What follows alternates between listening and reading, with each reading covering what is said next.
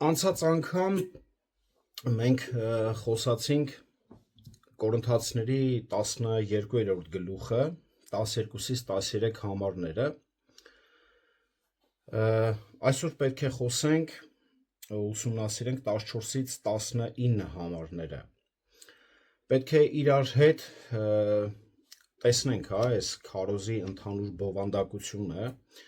չնայած որ ես պետք է 12-ից 19 համարները տայի ընդհանուր քարոզը, բայց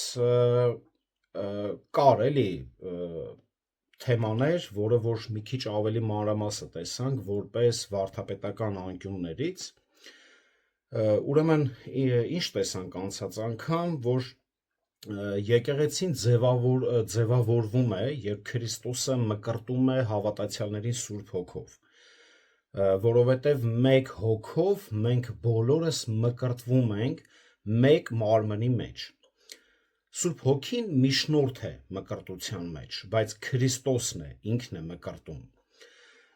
Երբ մենք վերստին ծնվեցինք, Տերը ոչ միայն մեզ դրեց իր մարմնի մեջ, այլև մեր մեջ դրեց Սուրբ Հոգին։ Փրկության ժամանակ մենք բոլորս լցված ենք մեկ հոգով։ Մենք գտնվում ենք այն հոգու մեջ, որը մնում է մեր մեջ։ Հիմա եկեք կարդանք 14-ից 19 համարները, լավ, եկեք ընդհանուր 12-ից 19 կարդամ։ Ինչպես մարմինը մեկ է և շատ անդամներ ունի, և այդ մեկ մարմնի բոլոր անդամները շատ լինելով մեկ մարմին են, այնպես է նաև Քրիստոսը, որովհետև մեկ հոգով մենք բոլորս մկրտվեցինք մեկ մարմին լինելու համար, թե հրեաներ, թե հույներ, թե ծառաներ, թե ազատներ, և բոլորս մեկ հոգուց խմեցինք, որովհետև մարմինը մեկ անդամ չէ, այլ շատ։ Եթե ոտքն ասի, քանի որ ձեռք չեմ, մարմին չեմ, միթե դրանով մարմնից չի լինի, և եթե ականջն ասի, քանի որ աչք չեմ, մարմնից չեմ, միթե դրանով մարմնից չի լինի։ Եթե ամբողջ մարմինն աչք լիներ, որտեղ պիտի լիներ լսելիքը, և եթե ամբողջ մարմինը լսելիք լիներ, ապա որտեղ կլիներ հոտոտելիքը։ Բայց այժմ Աստված անդամները դրանցից ամեն մեկը դրեց մարմնի մեջ այնպես, ինչպես կամեցավ, և եթե ամբողջը մեկ անդամ լիներ, ուր կմնար մարմինը։ Ամեն։ Եկեք հարց տամ, մեր մարմնի ամենակարևոր որակը որն է։ Մեր մարմնի, Քրիստոսի մարմնի չէ, մեր մարմնի ամենակարևոր որակը։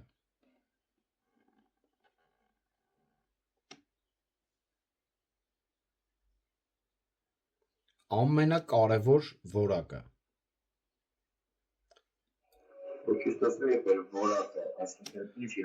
Մեր մարմնի ամենակարևոր որակը դա առողջությունն է։ Համաձայն եք։ Մարմնի ամենակարևոր որակը դա առողջությունն է։ Իսկ եկեղեցու ամենակարևոր որակը որը պետք է լինի։ Եկեղեցու ամենակարևոր որակը դա միասնությունն է, որը բնորոշ է հենց առողջ եկեղեցուն, Քրիստոսի առողջ մարմնին։ Բայց միասնությունը առանց տարբեր պարգևների դա անհնար է։ Եկեղեցին մեկ մարմին է, բայց մարմին ոչ թե մեկ անդամից, այլ շատ անդամներից։ Ուրեմն տեքստը բաժանել եմ ընդհանուր այս 12-ից 19 համարները բաժանել եմ հետևյալ պունկտերի, որտեղ որ ցույց է տալիս 12 համարը միավորված մեկ մարմնում։ 13 համարում մենք տեսնում ենք մեկ հոգով մկրտված, սա խոսում է ընդհանուր եկեղեցու մասին։ 14-ից 17 համարներում տարբեր անդամներ մեկ մարմնում է ցույց տալիս, եւ այդ ամենը մեկ Տիրոջ կողմից է ստեղծված 18-ից 19 համարները եւ գլխավոր միտքը 12-ից 19 համարներում մենք տեսնում ենք, որ Տերը իր Սուրբ Հոգով մկրտեց տարբեր անդամների մեկ մարմին դարձնելու համար, իր մարմինը կառուցելու համար։ Եվ տեսնում ենք այստեղ տարբեր անդամներ մեկ մարմնում։ Մեր մարմնի ասեցի, որ ամենակարևոր որակը դա հենց առողջությունն է։ Տեսեք, Կորինթոսի եկեղեցին, ինչպես այսօրվա շատ եկեղեցիներ, բաժանված էր հենց այնտեղ, որտեղ պետք է միասնական լիներ եւ փորձում էր միատար լինել այնտեղ, որտեղ պետք է տարբեր լիներ։ Մի կողմից նա բաժանված էր օրինակ առաջնորդության հարցի շուրջ, հետևել օրինակ Պողոսին, Ապողոսին, թե Պետրոսին, առաջի գլուխ 12 համարը, մինչդեռ նա պետք է հետևեր իր Տեր Հիսուս Քրիստոսի կատարյալ առաջնորդությանը։ Մյուս կողմից եկեղեցու բոլոր անդամները փորձում էին ընդօրինակել միմյանց անհատական հոգևոր պարգևների տիրապետման հարցում, հատկապես ավելի տպավորիչներին, ինչպիսին էր օրինակ լեզուներով խոսողները, փոխանակ ուրախանալու Տիրոջ կողմից արդեն տրված բազմաթիվ պարգևներով եւ դրանք օգտագործելու ծառայության մեջ։ Մենք հետագայում կտեսնենք 12-րդ գլուխ 27-ից 31 համարում հետևյալ խնդիրները։ Կորինթոսի հավատացյալներից շատերը դժգոհ էին իրենց պարգևներից։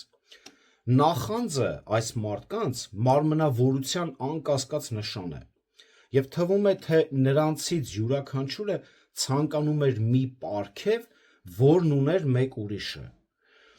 Պողոսը շատ վառ օրինակ է բերում, որպես համեմատություն օգտագործելով մարդկային մարմինը։ Մարդը, որն ուներ այն հոգևոր պարգևը, որը Պողոսը համեմատում է ոտքի հետ, մենք չգիտենք կոնկրետ ինչ պարգևի մասին է,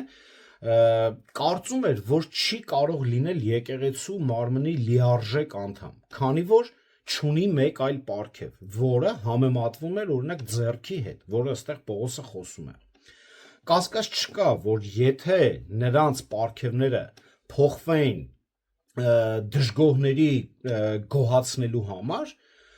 բողոքները կշարունակվեն եւ յուրաքանչյուրը դեռ կցանկանար այն պարգևը, որն ուներ իր ընկերը։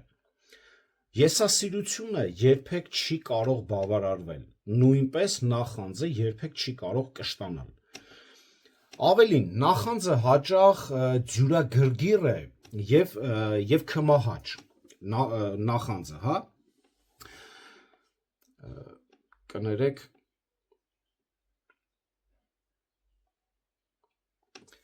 եթե այն չի կարողանում իր ուզածը ստանալ, նախանձը վերցնում է իր խաղալիքները եւ հեռանում չցանկանալով խաղալ ուրիշների հետ։ Այս որակն է։ Հենց սա է, ինչ ասում էին որոշ անհաս կորինթացիներ։ Այսինքն նրանք, երբ որ չեն կարողանում այդ նույն պարգևները, որը իր ընկերն ուներ, ինքը չուներ, ինքը կարծես թե իր պարգևը իր ձեռքում որ կար, ինքը վերցնում ուզում էր հեռանալ համայնքից։ Ձևական խոնարհությամբ նրանք ասում են, եթե ես հոգևոր պարգևներ չունեմ, ուրեմն եկեղեցու մաս չեմ կազմում, կամ իմ պարգևը երկրորդական է եւ անկարևոր։ Եթե ես համայնքին առաջարկելու ոչինչ չունեմ, ապա ինչու ընդհանրապես մասնակցել հավաքույթներին։ Սրանք այսպես են, այսինքն նրանք նայում են ինչ որ տեսանելի, ավելի քարոզիչների, տեսնում են օրինակի համար փառաբանողների, երեցների տարբեր գործողության մեջ, իրանք մտածում են, դե եթե ես այդ պարգևը չունեմ, ուրեմն ես էլ ինչ գործ ունեմ ստեղ։ Սակայն իրականում նման դիրքորոշումը չի արտացոլում խոնարհություն։ Այն եսակենտրոն է, եսակենտրոն եւ մարտահրավեր է Աստծո իմաստության ու սիրուն։ Սա դժգոհություն է ուղղված Աստծուն իր ունեցած պարգևի համար։ Սա կարծես թե բողոքի Աստծուն, թե յանում էս ինչ պարգև ես տվել, որ կարծես այս կարգի մտածողությունն ունեն։ Հրաժարվելով պատասխանատվությունից մենք այն չենք վերցնում կամ չենք անհայտացնում։ Այդ պարգևը կա։ Եթե հավատացյալներից մեկը հրաժարվում է գործել որպես մարմնի մաս, իր պարգևը գործի դնել, դա չի նշանակում, որ նա այլևս չի պատկանում մարմնին կամ դադարում է կրել դրա մեջ ծառայելու պատասխանատվությունը։ Կուզեմ ուշադիր լինեք, մենք իրավունք չունենք խուսափելու մեր Աստծո կողմից տրված պարտականություններից միայն այն պատճառով, որ դժգոհ ենք մեր դիրքից կամ ունեցվածքից։ Շատ քրիստոնյաներ երբեք չեն զգացել Աստծուն ծառայելու ուրախությունը, պարզապես այն պատճառով, որ չեն հասկացել պարգևների իմաստը կամ հրաժարվել են դրանք կիրառելուց։ Սա հենց անհնազանդություն է։ Դրա համար իրենք ներքին ուրախություն չունեն։ Գտնվելով տարիներով եկեղեցու մեջ, նրանք չեն կարող կարծես ուրախանան։ Ինչու՞, որովհետև իրենց նախանձը անընդհատ դիմացինին, ընկերներին նայելով, իր քույր եղբայրներին, ինքը մտածում է, թե ինքը կարևոր մաս չի կազմում։ Դրա համար ինքը ներքին տխրություն ունի, այլ ոչ թե ուրախությամբ ծառայում է Տիրոջը։ Շարունակելով իր համեմատությունը, Պողոսը հիշեցնում է մեզ, որ մարմինը չէր կարող գործել, եթե բաղկացած լիներ միայն մեկ մասից։ Եթե ամբողջ մարմին, ասում է, աչք լիներ, որտեղ կլիներ լսողությունը։ Եթե ամբողջ մարմինը լսողություն լիներ, ականջ լիներ, բա որտեղ կլիներ հոտառությունը։ Առողջ բանականությունը պետք է այս կորինթացիներին ասեր, որ որպես հավատացյալների համայնք նրանք կարող էին ավելի արդյունավետ գործել, եթե նրանցից յուրաքանչյուրը կատարեր տարբեր ծառայություններ։ Ամեն մեկն աներ այն, ինչ ուներ։ Եթե բոլորը նույն բան անեն, ապա կյանքն ու ծառայությունը պարզապես կխառնվեր իրար։ Պատկերացրեք, բոլորը քարոզեին։ Ով պիտի լսեր։ Պատկերացրեք, բոլորը փառաբանեին։ Լավ, ով պետք է քարոզեր կամ ով պետք է մնացած ծառայություններն աներ։ Դրա համար մենք մեր ծառայությունը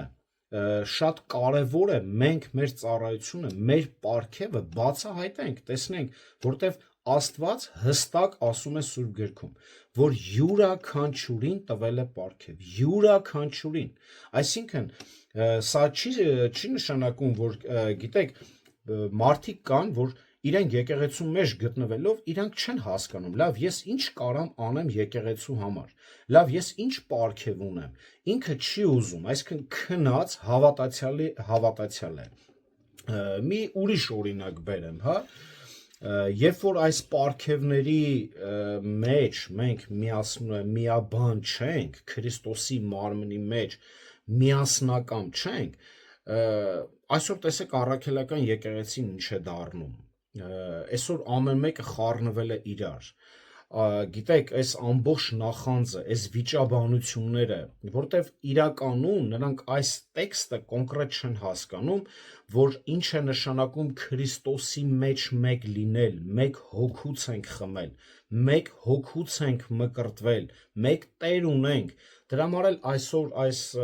ամոթալի վիճակը տիրում է հենց առաքելական եկեղեցում։ Սա հենց գալիս է սխալ վարդապետության արդյունքից, սխալ ուսմունքից, դրա համար էլ այսօր ամեն մեկն իր աթոռն է բռնում եւ ամեն մեկը մեկին է նախանձում, ամեն մեկը ուզում է մեկի տեղը գրավել։ Տեսեք ինչ խառնաշփոթ վիճակ է համացանցում տիրում։ 18-ից 19 համարներում մենք տեսնում ենք, որ մեկ Տիրոջ կողմից է այս ամբողջը ստեղծվում։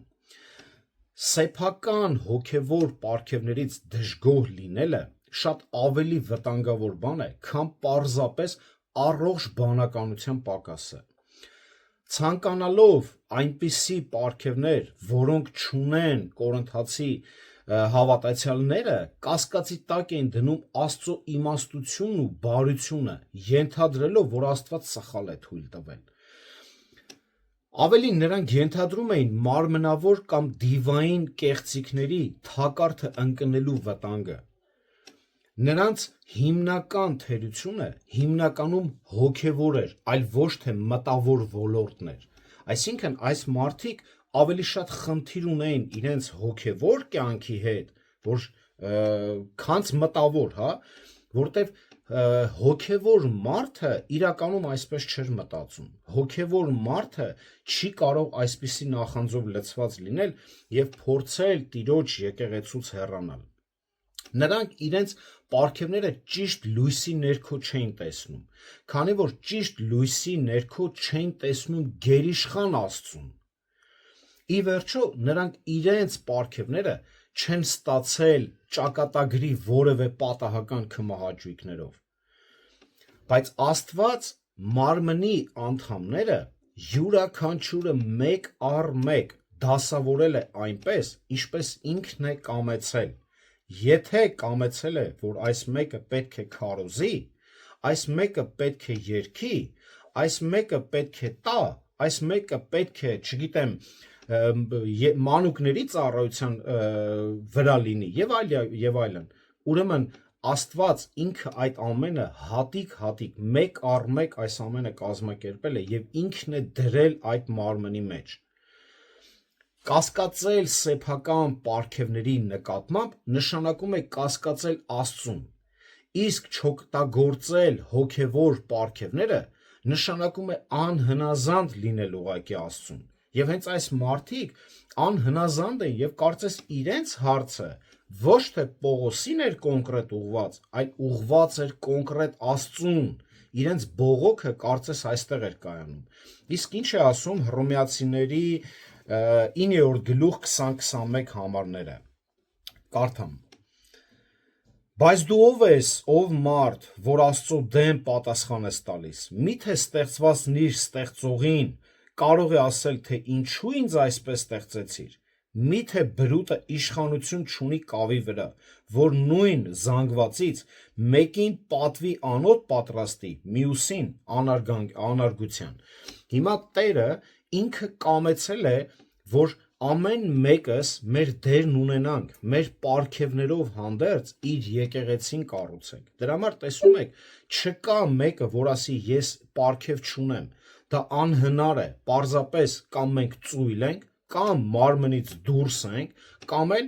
մենք նույն հաջողությամբ նույնպես բողոքում ենք այդ պարգևի դիմաց եւ չենք ուզում օգտագործենք։ Քրիստոնյան առանց ծառայության դա հակասություն է։ Չկա քրիստոնյա, որ ինքը չծառայի, դա բացառվում է, որովհետև հիմա պատկերացրեք, մենք ասենք, մենք ունենք մի օրգան, որը որ չի գործում։ Կարող եք մի օրգան ցույց տալ, մի մարմնի մաս ցույց տալ, որ ինքը չի գործում, եւ մեզ ընդհանրապես պետք չի։ Նույնն էլ հենց եկեղեցում չկա քրիստոնյա, որ ինքը ծառայություն չպետք է անի կամ ինքը պարգև չունի, սա հակասություն է Սուրբ գրքի հետ։ Նա պարզապես անհնազանդ է եւ մերժում է Աստծո իրավունքը, որ պետք է գործածի իրեն այն նպատակի համաձայն, որի համար Տերը նրան շնորհել է։ Երբ մենք հրաժարվում ենք հետևյալ Աստծո կամքին եւ ծրագրին, մենք մերժում ենք նրա իշխանությունն ու գերիշխանությունը, նրա իմաստությունն ու բարությունը։ Որպես Քրիստոսի մարմնի անդամներ, մենք կոչված ենք կատարելու ոչ թե մեր սեփական կամքը, այլ Տիրոջ կամքը։ Ի վերջո ձեռքը չունի մեկ կամք, ոտքը մեկ այլ կամք, իսկ աչքը ուրիշ կամք։ Բոլորը կառավարվում են գլխով, մտքով, կամքով, հոգով։ Բոլորը նույնպես էլ չի կարող քրիստոնյա լինել, որ ինքը առանձին գործել։ Մենք ունենք գլուխ, դա մեր Տերն է եւ մեզ ամեն մեկիս եկեղեցում իր յուրահատուկ դերի մեջ է դրել։ Իր յուրահատուկ պատասխանատվությունն է տվել, որը որ մենք սիրով եւ հնազանդությամբ պետք է կատարենք։ Մարմնի գործառույթների եւ շարժումների այսպիսի ուշագրավ համակարգը հնարավոր է միայն այն պատճառով, որ այն ուղղորդվում է մեկ կամքով։ Մեկ կամքը մարմնի յուրաքանչյուր մասին տալիս է այն խորհուրդը, որի համար այն հիմնականում նախատեսված է եղել։ Հետևաբար նրանք գործում են միասին հրաշալի և ներդաշնակությամբ։ Որքան ավելի կարևոր է, որ Տեր Հիսուս Քրիստոսը առաջնորդում է իր սեփական մարմինը, եկեղեցին, որի ոչ միայն գլուխն է նա, այլև արարիչն է։ Նա է արարել այդ մարմինը կոնկրետ։ Որպես արարիչ և Տեր Աստված անդամները դասավորեց յուրաքանչյուրը մարմնի մեջ։ Աստված ստեղծեց մեզ, նոր կյանք տվեց, մեզանից յուրաքանչյուրին դրեց իր մարմնի որոշակի տեղում և մեզ տվեց ամեն ինչ, ինչ անհրաժեշտ է իրեն հաճելի գործը կատարելու համար։ Եվ քանի որ Կորինթացի հավատացյալները միշտ դժգոհ և անհնազանդ էին, նրանք արդյունավետ չէին, օգտակար չէին եկեղեցու շինության համար։ Նրանք չէին օգտագործում իրենց պարգևները, իսկ ոմանք կարծում էին, որ իրենք ընդհանրապես պարգևներ չունեն։ Հակառակ դեպքում Պողոսը ստիպված չէր լինի անընդհատ շեշտել, որ յուրաքանչյուր քրիստոնյա օժտված է հոգևոր պարգևներով։ Կարող եք կրկին կարդալ 4-րդ համարից 12-րդ գլխի մինչև 11-րդ համարը և նույնպես մեր համատեքստում։ Անընդհատ ինքը շեշտում է, որ յուրաքանչյուր քրիստոնյա օժտված է հոգևոր պարգևներով, որը որ անխուսափելի է, որը որ չես կարող մերժել, որը որ չես կարող դու կարող ես միայն թաքցնել, դու կարող ես միայն դա չգործել, բայց սա լավ բանի չի հանգեցնելու։ Ամեն դեպքում նրանք կամ չեն օգտագործել իրենց պարգևները, կամ սխալ են օգտագործել դրանք։ Երբ մարմինը ճիշտ չի գործում, եկեղեցիները հաճախ վերածվում են կազմակերպությունների, քանի որ ձեռքը չի կատարում իր գործը, ոտքին են խնդրում անել այն կամ հակառակը եւ այլն։ Այսինքն, եթե քեզ տրված է մի գործողություն քո պարգևի համաձայն, որը որ դու կարող ես անես, որը որ դու ունես, դու հրաժարվում ես, բնականաբար քո պարգևը տրվում է մեկ այլ հոգու, որը չունի այդ պարգևը, պատկերացնում, բայց ստիպված է, օրինակի համար, սենց վերցնենք, ստիպված է այդ ծառայության կարիքը կա։ Հիմա խախտվում է տեղերը, արդեն այդտեղ մենք ներդաշնակությունը մենք չենք տեսնում։ Եթե ժողովի մեծամասնությունը պասիվ է, ակտիվ անդամները պետք չէ կատարեն այնպիսի աշխատանք, որի համար պատրաստ չեն։ Եթե ես կոնկրետ չեմ կարում երգեմ, ուրեմն ավելի լավ է ես չերգեմ։ Թեկուզ կարիք կա փառաբանության, թեկուզ կարիք կա, որ պիտի կանգնի մեկը բեմի վրա եւ երգի, ուրեմն ավելի լավ է ես չերգեմ։ Ու այսօր շատ համայնքներում, գիտեք, հենց այսպիսի բան է կատարվում հիմնականում խարիզմատների մեջ։ Իրանք շատ գիտեք ոնց հապաղ ձևով շտապում են ամեն տեղ հովիվներ դնել, բայց չեն տեսնում էլի, այս մարդը իրոք հովի կրթություն ունի, կարող է հովել հոտը, իրանք ասում են դե կարիքը կա, մենք կոնկրետ գիտենք կոնկրետ փաստ, որին մենք ճանաչում ենք, որ on-line հարթակում ահագին մարդու ուղակի վերցրել են, անունը հետո կտամ, կարող է մեզի հետևում է, չեմ ուզում ինքը վատս գա, թեպետ կուզեմ, որ ինքն էլ լսի, որ իան կոնկրետ վերցրին դրեցին on-line հարթակում, ինքն է պատմում, ինձ ասեցին, ասեց ես կրթություն չունեմ, ես նոր եմ դարձի եկել եւ այլ, ասեցին կարիքը կա, բայց դու կարաս դու աշխուժ ես, դու կարաս հովություն անես, ու իան տվել են հովիվ եկեղեցու։ Սա ոչ աստվածաշնչյան, ոնց ասեմ, հաջորդականություն է, սա արգելված է, դրա համար պետք չի, եթե այս մեկը չի անում այս ծառայությունը, պետք չի մեկը, որ ուրիշ պարգև ունի, վեկալել դնել տվյալ ծառայության մեջ։ Ոչ մի մարդկային ջանք չի կարող բավարար կերպով փոխարինել Աստծո ծրագրին եւ զորությանը։ Ոչ մի մարդկային ջանք չի կարող բավարար կերպով փոխարինել Աստծո ծրագրին եւ զորությանը։ Աստված ինքն է կարգում, Աստված ինքն է դնում ամեն մեկին իր տեղում։ Եկեղեցին կարող է պատշաճ կերպով գործել միայն այն դեպքում, եթե այն օգտագործի հոգու պարգևները հոգու զորությամբ, ինչպես պետք է, այնպես նա Աստված կամեցել է, ինչպես Աստված կամեցել է, այդպես պետք է գործել։ Մենք բոլորս ունենք այն, ինչ Աստված ցանկանում է մեզ համար։ Մենք բոլորս ունենք այն, ինչ Աստված ցանկանում է մեզ համար։ Եկեք կարդանք Հռոմեացիների նամակի 12-րդ գլուխ, 3-րդ համարի 2-րդ հատվածը, հա։ Հռոմեացիների 12-րդ գլուխ,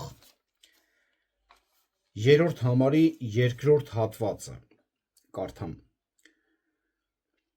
Որ դուք ձեր մասին ավելի բարձր համարում մի ունեցեք, քան պետք է, այլ զգաստությամբ մտածեք, այն հավատի չափով, որ Աստված յուրաքանչյուրին բաժանեց։ Եվ մենք պետք է ընդունենք այս պատվավոր հոգևոր պարգևները ուրախությամբ եւ երախտագիտությամբ։ Աստված ինքը բոլորին տվել է։ Սարսափելի ողբերգական է, երբ հավատացյալները դժգոհ են իրենց հոգևոր պարգևներից, իրենց հանգամանքներից կամ Տիրոջ տված որևէ այլ բանից։ Աստծո մարմնում,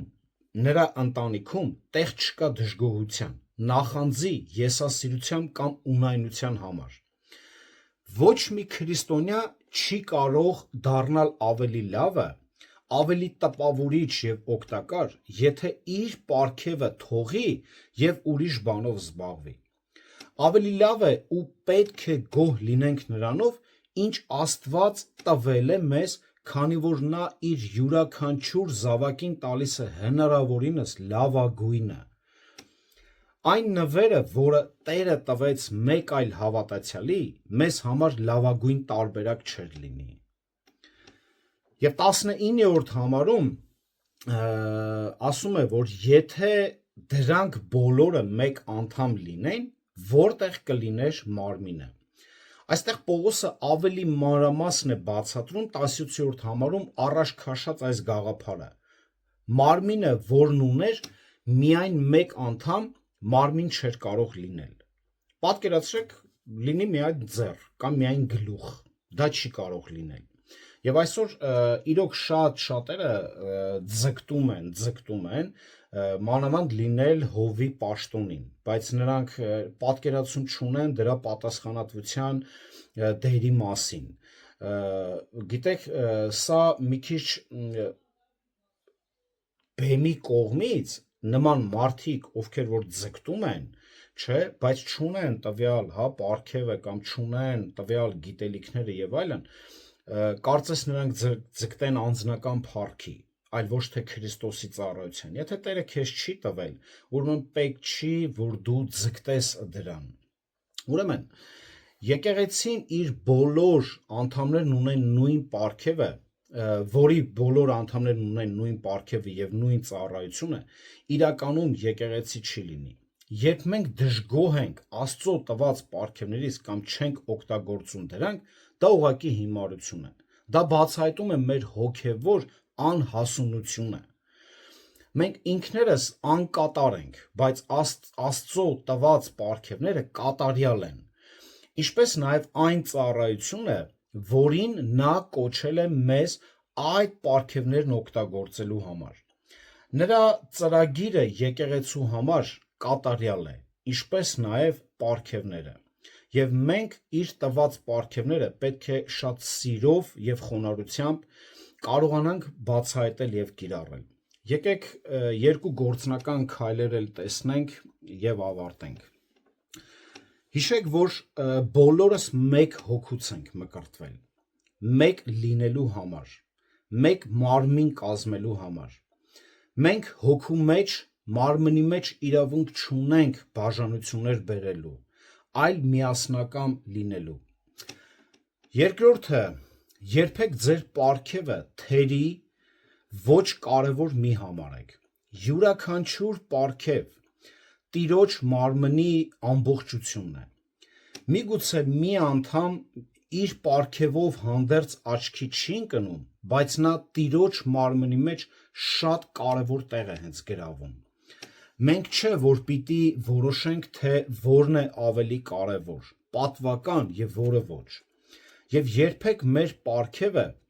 անկարևոր չհամարենք եւ չձգտենք ուրիշի պարգևը մեզանով անել։ Ուշադիր քննենք եւ բացահայտեք,